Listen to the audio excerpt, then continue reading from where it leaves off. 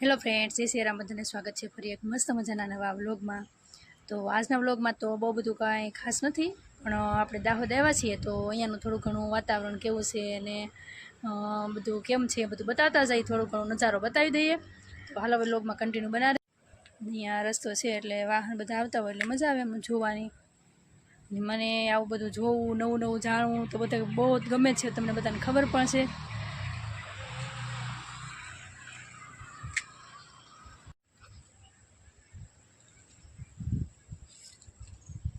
અહીંયાની છે ને ખાસિયત એક એ વસ્તુ છે કે અહીંયા છે ને વૃક્ષો બહુ જ છે.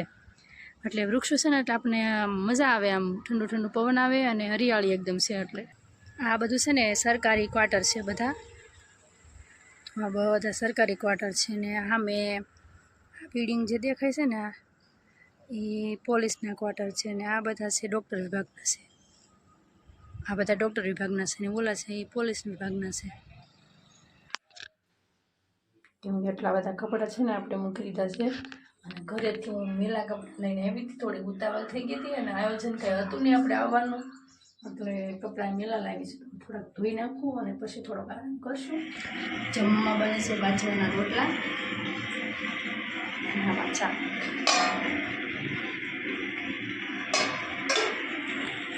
તો હાલો ફ્રેન્ડ્સ, જમી લઈએ થોડું પછી પાછા મળીએ.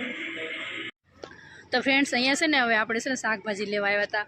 તો આપણે તો શાકભાજી લઈ લીધું છે, ભીંડા ટામેટાં ને એ બધું લઈ લીધું છે. અને હવે હું તમને છે ને શાકભાજી કઈ રીતના વેચવામાં આવે છે અહીંયા, તો એ થોડું ઘણું માર્કેટ દેખાડું જો. આ રીતના હે પાછું શાકભાજી જો આ ટાઈપનું હોય તો 1-2-3 જગ્યાએ શાકભાજી છે.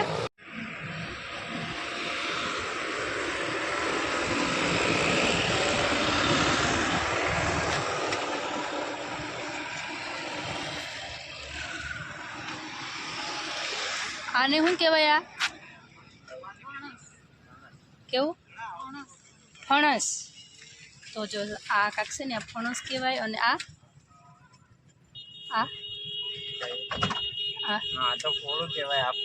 ઠીક, આ ફણસ કહેવાય. તો ફ્રેન્ડ્સ, આ છે ને ફણસ છે અને આ કોળું છે. એટલે આપણે તો પહેલી વાર નામ સાંભળ્યું. તો આવું કંઈક અલગ અલગ શાકભાજી હોય બધું અહીંયા. પછી આ શું છે? આ કાકડી છે. જો આ છે કાકડી. અને આ કેવું? સુરણ. અને આ છે સુરણ.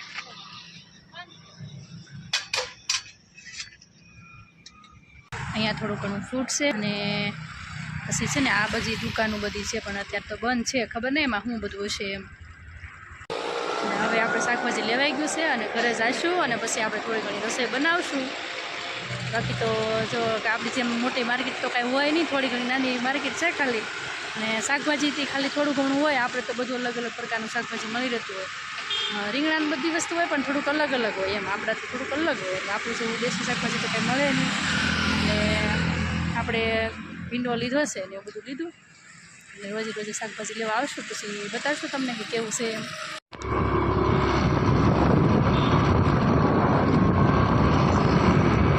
હાલો તો હવે છે ને આપણે સાંજની રસોઈ બને છે અને સાંજના જમવામાં ભીંડાનું શાક બનશે અને રોટલી. અને બાકી તો એક વસ્તુ તમને બધાની ફેવરેટ છે ને બતાવવું.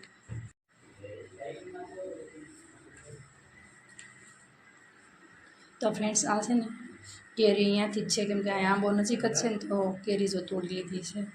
એટલે બધાને ખાવાની પણ ખબર જ છે કે બધાને બહુ ફેવરેટ જ હોય છે. તો જોવાથી જ મોઢામાં પાણી આવી જાય છે. તો બધા હાલો કેરી ખાવા માટે.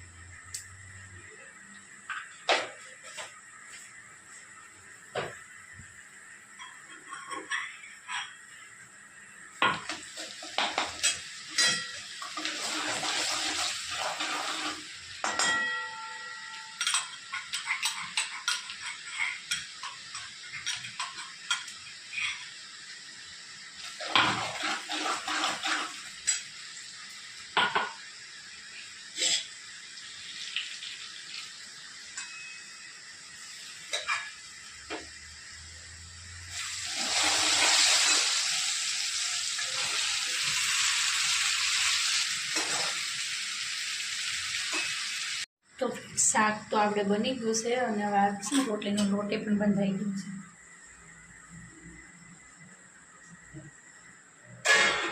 તો હાલો ફ્રેન્ડ્સ, જમવાનું બનાવી નાખીએ અને જમી લઈએ. પછી એ કપડાં સુકવવા માટે આવ્યા હતા અને કપડાં સુકાઈ ગયા છે. તો હવે કંઈ આપણે કપડાં લઈ આવીએ. એટલે કપડાં લેવા આવીને મને અહીંયા છે ને મજા આવતી હતી બેસવાની. એટલે હું પછી થોડું ઘણું એડિટ કરવા બેઠી ગઈ છું અને તમને થોડો ઘણો નજારો પણ બતાવી દીધો છે.